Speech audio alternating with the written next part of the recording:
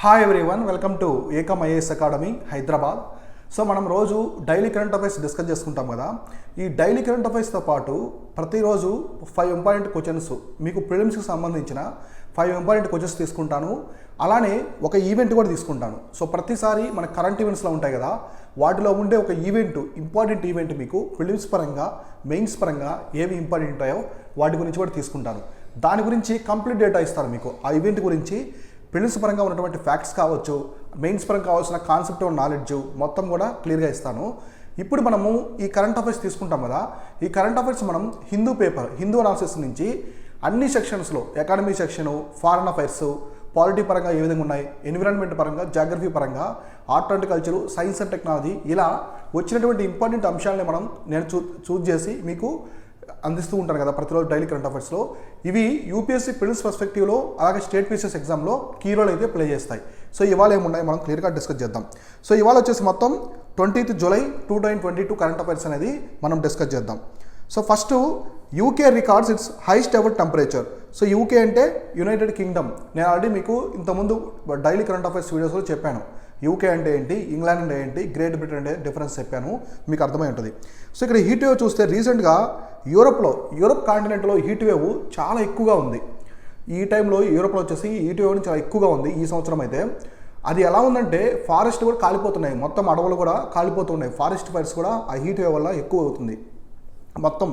ఇక్కడ చూడండి, ఫ్రాన్స్ కావచ్చు, wild fires in France, Greece, Portugal and Spain, ఇక్కడంతా కూడా ఈ ఫారెస్ట్ ఫైర్స్ అనేవి జరుగుతూ ఉన్నాయి. సో చూద్దాం అసలు ఏంటి రీజన్ అది.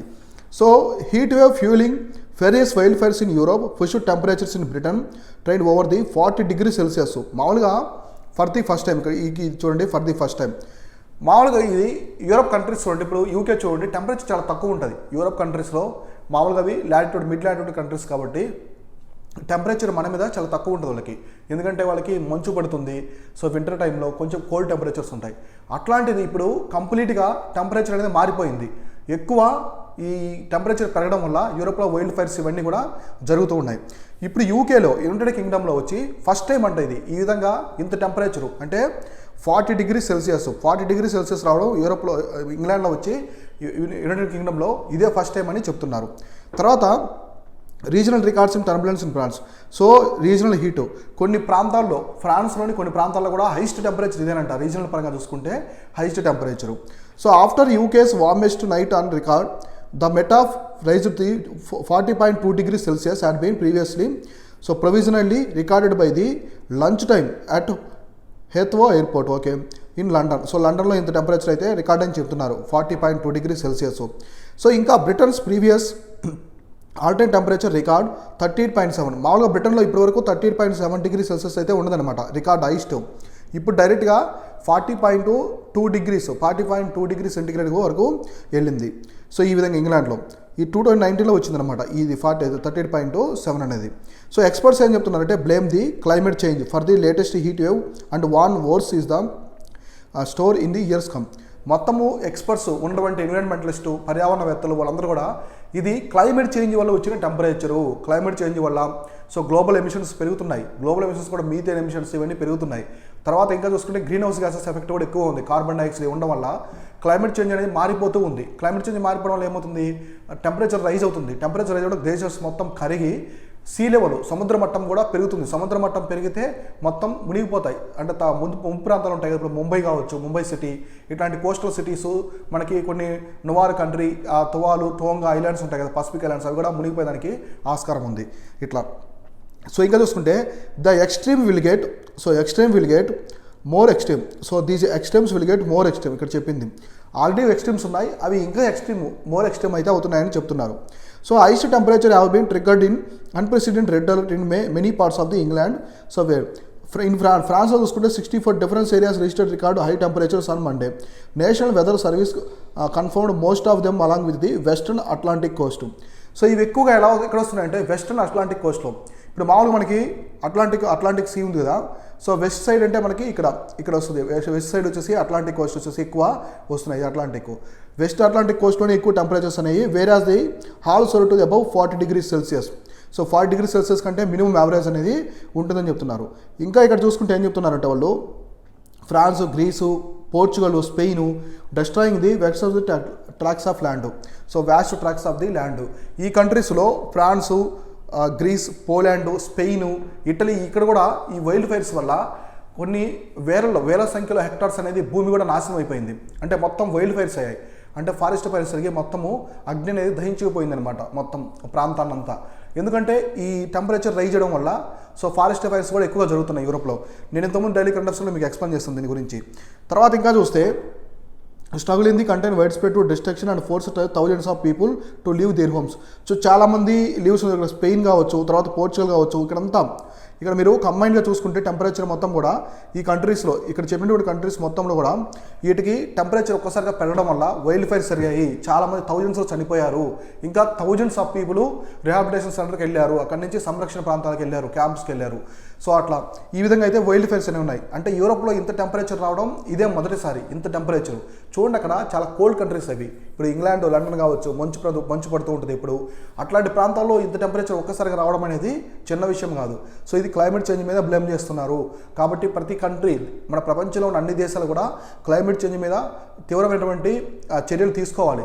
తీసుకున్నప్పుడే అవి దాన్ని కట్టుదిట్టం చేయగలరు. సో గ్లోబల్ ఎమిషన్స్, ఇండస్ట్రీస్ పరంగా వచ్చే ఎమిషన్స్ కావచ్చు, ఆయిల్ ఎనర్జీ వల్ల వచ్చేది, ఇవన్నీ కూడా పర్యావరణానికి హాని చేయకుండా చర్యలు తీసుకుంటే ఖచ్చితంగా వీటిని తగ్గించడానికి ఛాన్సెస్ ఉంటుంది. సో ఇది. సో నెక్స్ట్ చూస్తే మనకి జిఎస్టీ పంజాబ్, గోవా మే సీన్ మోస్ట్ స్ట్రెస్ జిఎస్టీ వల్ల. సో జిఎస్టీ గురించి మీకు చాలా ఇన్ఫర్మేషన్ ఇచ్చాను. జిఎస్టీ అంటే గూడ్స్ అండ్ సర్వీసెస్ ట్యాక్స్. ఇది జిఎస్టీ కౌన్సిల్ ద్వారా నిర్ణయించబడుతుంది. జిఎస్టీ కౌన్సిల్ ఏంటంటే ఇండియాలో కాన్స్టిట్యూషనల్ బాడీ. ఇవన్నీ ఆల్రెడీ నేను చెప్పాను, మళ్ళీ ఒకసారి బ్రీఫ్గా ఇస్తున్నాను. జిఎస్టీ కౌన్సిల్ అనేది constitutional body. GST council headed by the union finance minister. Exception chairman వచ్చి రెవెన్యూ సెక్రటరీ. జిఎస్టీ కౌన్సిల్కి హెడ్ ఎవరు? Union finance minister. Exception chairman వచ్చేసేవారు మనకి రెవెన్యూ సెక్రటరీ. ఇది కాన్స్టిట్యూషనల్ బాడీ 101 అమెండ్మెంట్ ద్వారా పెట్టారు. సో 101 అమెండ్మెంట్ ద్వారా దీని అయితే పెట్టారనమాట కాన్స్టిట్యూషన్లో. ఇంకా దీంట్లో కొంతమంది మెంబర్స్ ఉంటారు, కొందరు నామినేట్ చేస్తారు, కొందరు స్టేట్స్ నుంచి ఉంటారు, అట్లా ఉంటారు. అవి కూడా చూసుకోండి. ఇప్పుడు జిఎస్టీ అనేది మనకి ఇండైరెక్ట్ ట్యాక్స్, అందరూ తెలుసు కదా. Indirect tax destination based tax. ఇది సోర్స్ ట్యాక్స్ కాదు, డెస్టినేషను బేస్డ్ ట్యాక్స్ అనమాట. So missed expectations both centre and states. So ఇక్కడ చూడండి, with the 5 year assured compensation for the states under the goods and services tax regime having ended the last month. Punjab and Goa and Chhattisgarh are likely to face most revenue stress. A new working paper by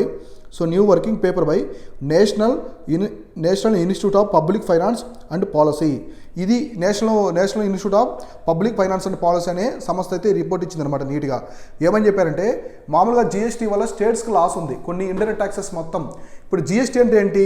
indirect taxes మొత్తం వచ్చేసి ఇందులో add చేశారు. Indirect taxes మొత్తం వచ్చేసి ఇందులో add చేస్తారు కాబట్టి కొన్ని ట్యాక్సెస్. అప్పుడు ఆ ట్యాక్స్లు కొన్ని స్టేట్ కింద ఉన్నాయన్నమాట. అప్పుడు స్టేట్కి రెవెన్యూ వస్తుంది ఇంతకుముందు. ఇప్పుడు స్టేట్కి రెవెన్యూ తగ్గుతుంది కదా. స్టేట్కి రెవెన్యూ తగ్గుతుందంటే వాటికి లాస్ కదా, స్టేట్స్కి, రాష్ట్రాలకి లాసు. ఆ లాస్ని కంపెన్సేట్ చేయడానికి సెంట్రల్ గవర్నమెంట్ కొంత ఫండ్స్ అయితే ఇస్తారన్నమాట. సో ఇచ్చిన తర్వాత కూడా కొన్ని స్టేట్స్ అయితే లాస్ అనేది రావడం జరిగింది. అదేంటే ఎస్పెషల్లీ గోవా, పంజాబ్, ఛత్తీస్గఢ్ ఇక్కడ అయితే వచ్చింది. ఈ స్టేట్స్లో అయితే వచ్చిందనమాట. The revenue assessment of GST in India by NIPFB associated professor Sachidananda Mukherjee noted that the revenues collection from GST has fallen. So revenues collection for GST has fallen short of the expectation to both centre and the states. అంటే వాళ్ళు ఈ central government, కేంద్ర ప్రభుత్వం కానీ centres కానీ expect చేసిన GST collections కంటే కూడా తగ్గాయి, చాలా పడిపోయాయని చెప్పేసి ఈయనైతే చెప్తున్నారు రిపోర్ట్లో. Next, but that the former had made up for this by raising non shareable taxes so non shareable taxes and levying cess on commodities such as petroleum products. కొన్ని సెస్సెస్ ఉంటాయి అనమాట, కొన్ని సెస్ ఉంటాయి. మామూలుగా సెస్ అంటే ఏంటంటే మనకి కృషి Kalyan cess, Swachh Bharat cess, petroleum products మీద చేసేస్తారు. సెస్ అంటే ఒక టార్గెట్ పెట్టుకుంటారు. సో ఒక టార్గెట్ పెట్టుకొని ఆ టార్గెట్ వరకు ఈ సెస్ని వసూలు చేస్తూ ఉంటారు అన్నిటి మీద. సో వేడిటి మీద చేస్తుంటారు. ఆ టార్గెట్ రీచ్ అయిన తర్వాత సెస్ని అయితే ఆపేస్తారు, కంప్లీట్గా ఆపేస్తారు. అంటే ఇది ఒక టెంపరీ అనమాట. సెస్ అనేది టెంపరీ. మరి సర్చార్జ్ అంటే మీకు కూడా ఐడియా ఉండాలి మీకు. సర్చార్జ్ అంటే ట్యాక్స్ అండ్ ట్యాక్స్, పెనాల్టీ అంటాం కదా, ట్యాక్స్ అండ్ ట్యాక్స్. సో ఈ టైంలో ఇది డెడ్ లైన్ లోపల మీరు కానీ ట్యాక్స్ అనేది కట్టకుంటే మీ మీద పెనాల్టీ వేస్తామంటారు కదా.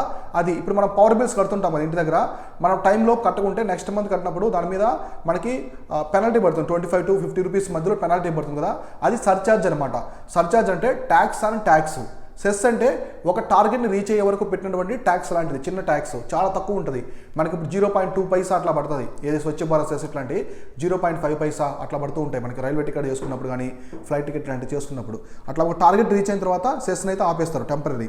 So our analysis showed that majority of states share GST collection. So GST compensation in gross domestic product do not show much increase during the 2017-21 compared to the share of revenue that in 2015-17. మామూలుగా 2015 నుంచి 17 వరకు GST లేదు కదా, 15 నుంచి పెట్టారు. 2017 July 1 నుంచి అమల్లోకి వచ్చింది ఏది GST. 2017 జూలై 1 నుంచి అమల్లోకి వచ్చింది. 5 years అయింది ఇప్పటికి. సో కానీ ఇప్పుడు రెవెన్యూస్ ఈ ఇయర్లో ఈ టైంలో రెవెన్యూస్ మంచి హైలో ఉన్నాయి, రెవెన్యూస్ బాగా హై ఉన్నాయి. కానీ 2017 నుంచి 22 వరకు కూడా రెవెన్యూస్ చాలా తగ్గాయి. స్టేట్స్కి రాష్ట్రాలు చాలా నష్టపోయాయి, ఎందుకంటే GST వల్ల సెంట్రల్ గవర్నమెంట్కే చాలా ట్యాక్సెస్ వెళ్ళిపోతాయి. వాళ్ళు ఇచ్చే కంపెన్సేషన్ కంటే ఇంతకు ముందు ట్యాక్స్ల వల్ల వచ్చేదే ఎక్కువగా రాష్ట్రాలకు ఆదాయం ఉందని ఇక్కడ చెప్తున్నారు. Next comparison trends, comparing revenue trends prior to the GST implementation from July, చెప్పాను కదా July 2017 with those since. So ఇంకా ఏమంటున్నారంటే share of GST revenues fell Madhya Pradesh under the new tax regime. So ఇంకా రెవెన్యూస్ చాలా తగ్గిపోయాయి ఇక్కడ మధ్యప్రదేశ్లో కొత్త ట్యాక్స్ రిజమ్ తీసుకురావడం వల్ల. While Punjab recorded the largest increase in share of revenues followed by the Maharashtra. So పంజాబ్లో వచ్చేసి లార్జెస్ట్ రెవెన్యూ షేర్ అనేది వచ్చింది. So largest increase in share of revenue followed by the Maharashtra. The revenue compensation assured to states to join GST framework had helped those cope with shortfalls. So ఈ states అనేవి నష్టపోతూ ఉంటాయి కదా, వాటికి compensate చేస్తాం. Short falls కూడా short టైంలో కూడా, సో తక్కువ టైంలో కూడా కంపెన్సేట్ చేస్తామని సెంటర్ చెప్తుంది మామూలుగా. In options of the compensation, so compensation ఇంకా ఇవ్వకుండా ఉంటే ఒకవేళ, so options of the revenue compensation, states may have face revenue shock and it will impact state finances differently for different states. ఈ finances డిఫరెంట్గా ఉంటాయి అంతే కదా. ఇప్పుడు ఇంతకుముందు ఇండైరెక్ట్ ట్యాక్స్లో మహారాష్ట్రలో ఎక్కువ వస్తున్నాయి అనుకోండి, సో గోవా స్టేట్లో తక్కువ వస్తున్నాయి అనుకోండి, దానికి తగ్గట్టే కంపెన్సేషన్ ఉంటుంది. అందరికీ ఈక్వల్గా ఉండదు. ఒక స్టేట్ ట్యాక్స్లు ఎక్కువ వస్తాయి, ఒక స్టేట్ ట్యాక్స్లు తగ్గుతాయి. కాబట్టి ఏ స్టేట్లో ఎక్కువ వస్తుందో వాటి కంపెన్సేషన్ కూడా ఎక్కువ ఉంటుంది. సో అట్లా నీట్గా. సో ఇంకా చూస్తే GST compensation, so GST compensation as well as the share of state GST in own tax rhythm higher. So higher అనమాట. సో SGST కావచ్చు, GST కంపెన్సేషన్ అనేది చూడండి, SGST in own tax revenue is higher. For example, Goa, Punjab, Chhattisgarhలో they may have faced relatively high revenue stress than the ఇప్పుడు state GST ఎక్కడైతే ఎక్కువగా ఉంటుందో అక్కడ కూడా ఈ స్టేట్స్లో కంపెన్సేషన్ అనేది చాలా తక్కువ రావడం వల్ల స్టేట్స్ చాలా స్ట్రెస్ అనేది గురవుతున్నాయని కూడా చెప్తున్నారు. సో ఇంకా ఫైనల్గా ఏం చెప్తున్నారు చూడండి ఇక్కడ. In the face of short fall in GST collection, the union government raised the non shareable taxes. So non shareable taxes అని ఒకదాన్ని తీసుకొచ్చింది. అలాగే cesses and commodities of excisable goods under the union excise duty. So union excise duty ఇక్కడ చూడండి, non share taxable ఒకటి, cesses and the commodities. ఇంతకుముందు నేను మీకు ఒకసారి ఎక్స్ప్లెయిన్ చేశాను, గుర్తుందా? మన డైలీ కరెంట్ అఫైర్స్లో ఫస్ట్ డైలీ కరెంట్ అఫైర్స్లో మామూలుగా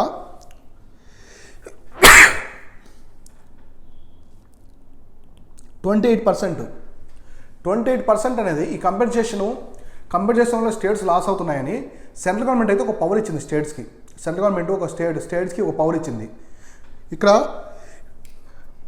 ఏమిచ్చిందంటే మొత్తము 28%.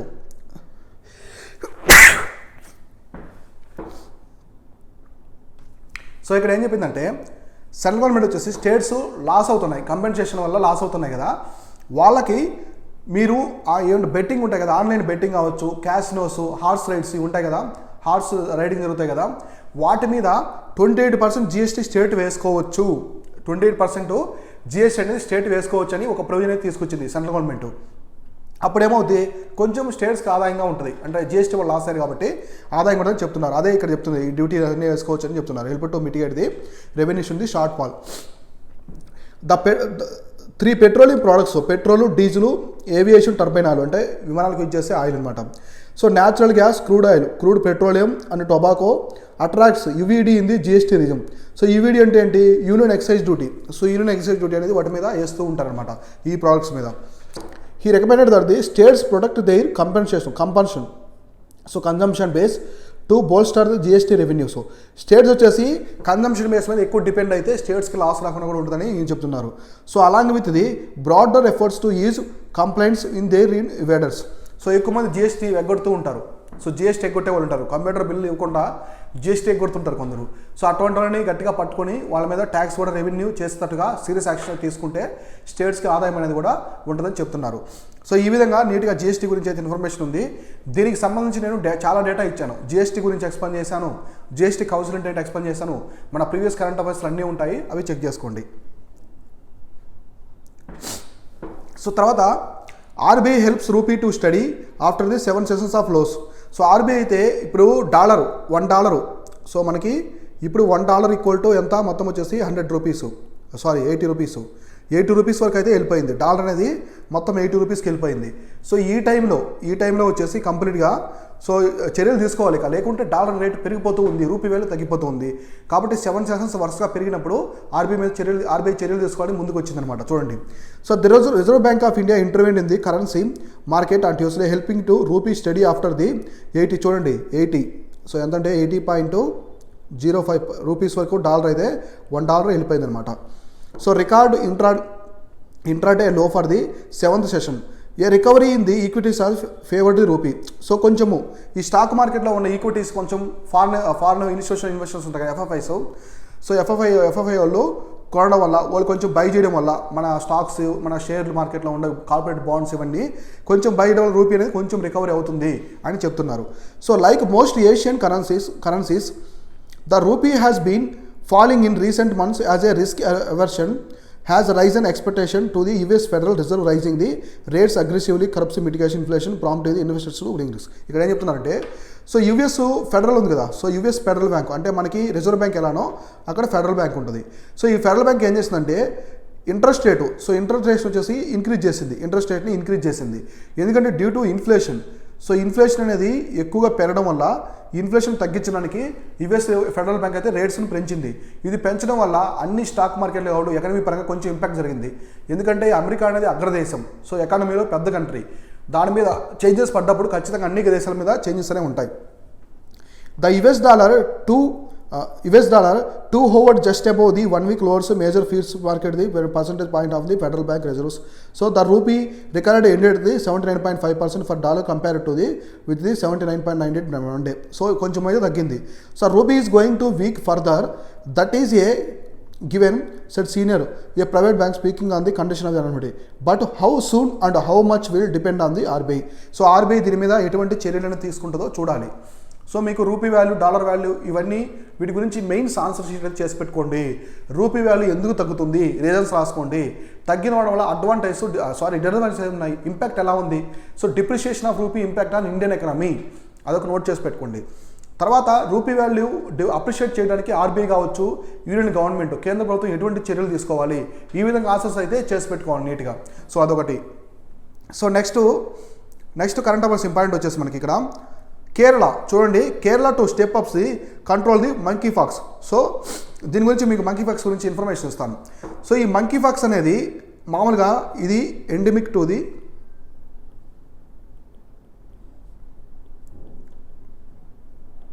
నైజీరియా. ఇది ఎండమిక్ టు ది నైజీరియా అంటే ఆఫ్రికన్ కంట్రీ. ఎక్కువ ఆఫ్రికన్ కంట్రీలోనే డిసీజెస్ వస్తుంటాయి మనకి, ట్రోపికల్ డిసీజెస్. ఎందుకంటే అక్కడ వాళ్ళకి న్యూట్రిషన్ పరంగా, మ్యాల్న్యూట్రిషన్ పరంగా కొంచెము తక్కువగా ఉంటారు, కొంచెం పేద దేశాలు. సో అందువల్ల ఇంకా దీని గురించి చూసుకుంటే మనము మంకీ ఫాక్స్ గురించి, ఇది మామూలుగా ఫస్ట్ ప్లేస్ ఎక్కడ వచ్చిందంటే మనకి democratic republic of Congo. So first case ఇది మంకీస్ నుంచి హ్యూమన్కి వచ్చింది, మంకీస్ నుంచి హ్యూమన్స్కి అయితే వచ్చిందనమాట. సో ఎనిమల్స్ నుంచి హ్యూమన్కి వచ్చే డిసీజ్ని ఏమంటారు,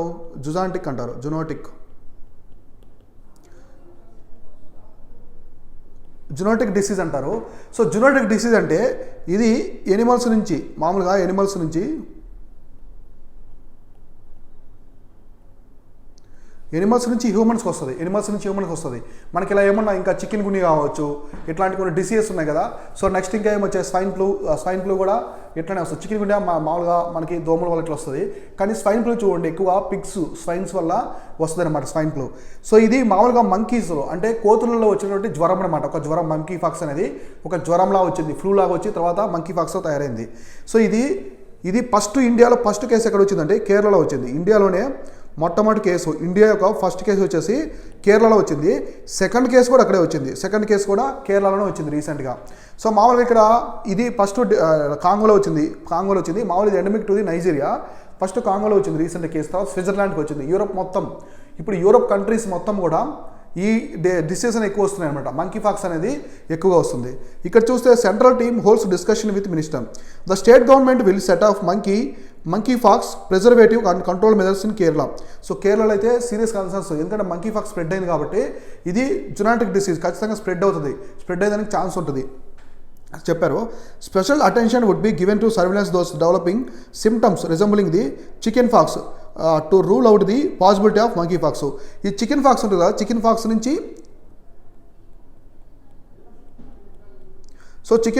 మంకీ ఫాక్స్ వచ్చేదానికి ఛాన్స్ ఉంటుందని చెప్తున్నారు వాళ్ళు వచ్చేసి. చికెన్ ఫాక్స్ నుంచి మంకీ ఫాక్స్ రావడానికి ఛాన్స్ ఉంటుంది కాబట్టి జాగ్రత్తలు తీసుకోండి. ప్రతి ఒక్కరు కూడా సీరియస్గా జాగ్రత్తలు తీసుకోవాలి. Such random samples from the community would be tested ensure that the virus way into circulating. ఇదంతా ఏం చెప్తున్నారంటే మామూలు జార్జ్ వచ్చేసి వీళ్ళు ఖచ్చితంగా స్ట్రెంథెన్ చేసుకోవాలి. సర్వేలెన్స్ ఎయిర్పోర్ట్ దగ్గర ఐసోలేట్ చేయాలి పర్సన్ని. సో ఇంకా ఫీవరు ఇట్లాంటి ఉంటాయి కదా, ట్రాన్స్జెండర్ హెల్త్ వర్క్ ఏమైనా ఉంటే వాళ్ళ మీద టెస్ట్ చేయాలి. కంప్లీట్గా టెస్ట్ చేసి వాళ్ళని క్వారంటైన్లో పెట్టి చర్యలు అనేది తీసుకోవాలి. ఎలాంటి పరిస్థితుల్లో ఈ మంకీ ఫాక్స్ అనేది స్ప్రెడ్ కాకూడదు అనే ఉద్దేశమే ఇక్కడ ఉందన్నమాట. సో ఇంకా the condition of the patient confirmed having the monkeypox is satisfactory and none of the others have exhibited any symptoms so far. So మిగతా వాళ్ళకైతే ఇంకా సిమ్టమ్స్ అనేది రాలేదు. సిమ్టమ్స్ వచ్చినా కొంచెం అనుమానంగా ఉన్నా కూడా ఇమీడియట్గా వాళ్ళని హాస్పిటల్లో జాయిన్ చేసుకుని ఐసోలేట్ చేసేయాలి, మిగతా వాళ్ళకి అది అంటకుండా. So those under surveillance is being observe very closely and health workers అలానే ఆ సర్వేలెన్స్ కూడా పెట్టారు వాళ్ళ మీద. So touch with them twice a day to check their mental and physical health. ప్రతిరోజు 2 times. సో ఎవ్రీడే 2 times వాళ్ళ మీద check చేయడం, మెంటల్ హెల్త్ ఎలా ఉంది, ఫిజికల్ హెల్త్ ఎలా ఉంది. ఇలా ఇప్పుడైతే మంకీ ఫాక్స్ బాగా న్యూస్లో ఉంది. సో మంకీ ఫాక్స్ మీరు చూడండి ప్రతిరోజు న్యూస్లో వస్తూనే ఉంది. దీనికి సంబంధించిన మెయిన్ షీట్ అనేది చేసి పెట్టుకోండి. మంకీ ఫాక్స్ డిసీజ్ గురించి కంప్లీట్ ఇన్ఫర్మేషన్ ఉండాలి మీ దగ్గర. నేను టైం అంటే ఖచ్చితంగా నేను ఎక్స్ప్లెయిన్ చేస్తాను. మన ఈవెంట్స్ ఎక్స్ప్లెయిన్ చేస్తాను కదా, అందులో నేను ఒక ఈవెంట్ తీసుకుని ఎక్స్ప్లెయిన్ చేస్తాను. So monkeypox first case ఎక్కడ రిపోర్ట్ అయింది? ఇండియాలో ఫస్ట్ మంకీ ఫాక్స్ కేసు వచ్చేసి ఎక్కడికి ఏంటంటే కేరళ స్టేట్లో ఇక్కడ వచ్చేసి రిపోర్టెడ్ అయింది. ఇది గుర్తుపెట్టుకోండి. సో ఇవి వచ్చేసి డైలీ కరెంట్ అఫైర్స్. ఇప్పుడు మనము కొన్ని ప్రిలిమ్స్ ప్రశ్నలను డిస్కస్ చేసుకుంటాం కదా, ప్రతిరోజు మనము 5 ప్రిలిమ్స్ క్వశ్చన్స్ అనేది డిస్కస్ చేసుకుంటాం. ఇవాళ నేను కంప్లీట్గా స్టాటిక్గా తీసుకున్నాను. ఇవాళ స్టాటిక్ పార్టే తీసుకున్నాను. ఈ స్టాటిక్ పార్ట్ ఎందుకు తీసుకున్నానంటే ఇవి కొన్ని కరెంట్ అఫైర్స్కి లింక్ ఉన్నాయి. అవి ఎందుకు ఉన్నాయి కూడా నేను మీకు ఎక్స్ప్లెయిన్ చేస్తాను. అది ఎందుకు లింక్ ఉన్నాయి, న్యూస్లో ఉన్నాయి. ఒకవేళ అవి న్యూస్లో ఉంటే కరెంట్ ఈవెంట్స్ పరంగా అడగకుండా స్టాటిక్ పరంగా అడిగితే ఎలాంటి క్వశ్చన్స్ అడుగుతారు ఇప్పుడు మనం డిస్కస్ చేద్దాం. సో ఫస్ట్ క్వశ్చన్ వచ్చేసి which is the only river in India that crosses the tropic of cancer twice. So మనకి మామూలుగా ఇండియా మ్యాప్లో చూసుకుంటే సో మనకి ట్రోపిక్ ఆఫ్ క్యాన్సర్ ఎగ్జాక్ట్గా ఇండియాని 2 partsగా కట్ చేస్తుంది. సో మనం సింపుల్గా ఇండియా మ్యాప్ అయితే డిస్కస్ చేద్దాం.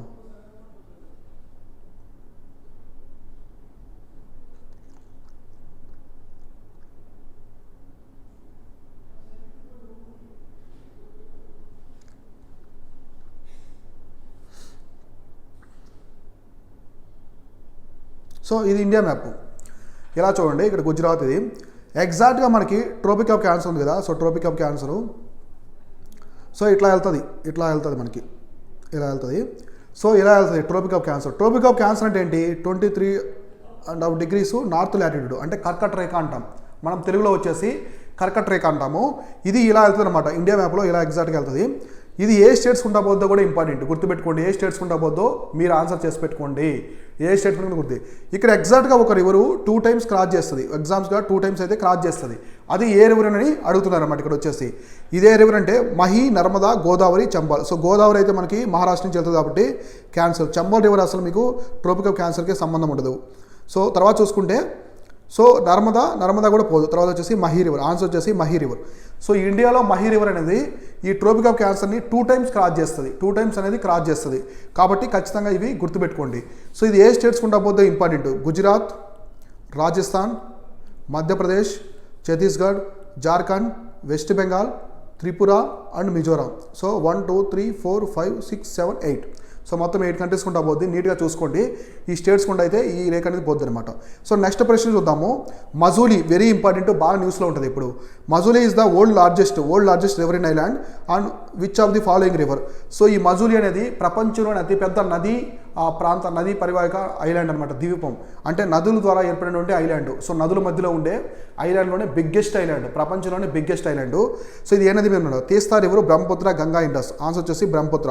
ఇది మనకి సో మజూలీ అనేది మనకి ఎక్కడ ఉంటుందంటే అస్సాం. సో అస్సాం స్టేట్లో ఉంటుంది. సో అస్సాం స్టేట్లో అయితే ఉంటుంది. సో తర్వాత ఇది వచ్చేసి ఐలాండ్ డిస్టిక్. సో ఇది వచ్చేసి కంప్లీట్గా సో ఐలాండ్ డిస్టిక్ అంటే ఇది ఒక డిస్టిక్. మజూలీ అనేది కూడా కంప్లీట్గా ఒక డిస్టిక్. సో ఇంపార్టెంట్ ఇది. సో ఇది అస్సాంలో ఉంటుంది, బ్రహ్మపుత్ర రివర్ ద్వారా ఏర్పడుతుంది అనమాట. సో మజూలీ అనేది ప్రపంచంలోని world largest river in island. ఈ విధంగా గుర్తుపెట్టుకోండి. సో నెక్స్ట్ ప్రశ్న చూద్దాము.